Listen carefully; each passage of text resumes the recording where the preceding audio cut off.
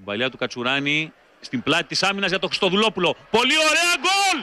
Από τον Μήτρογλου στο 72. Μία του τη χάρισε, δύο του τη χάρισε, τρεις του τη χάρισε.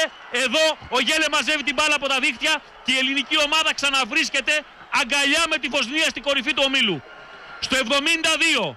Αλέξη. Είναι συγκλονιστική πανηγυρισμή μπροστά μου. Δεν ξέρω αν πέραν από το μικρόφωνο σας, γιατί είναι μπροστά μου ακριβώς ο Βασίλης Τωροθής που κάνει σέντερ. Έρθε πάνω στον Τάκη Φίσα. Ακολούθησε εκεί ο Μήτρογλου και όλοι ήρθαν κοντά. Μήτρογλου Τωροσίδης είναι στο επίκεντρο των πανηγυρισμών φυσικά για αυτό το γκολ. Υπάρχει μια ανακούφιση. Είναι φυσικό αυτό.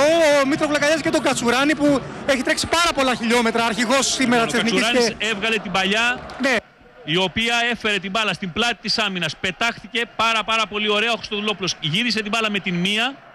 Και εκεί ο Μήτρογλου πια απέναντι από τον Γέλε. Του λέει σου τη χάρισα αδερφέ 2-3 φορές. Αυτό είναι γκολ.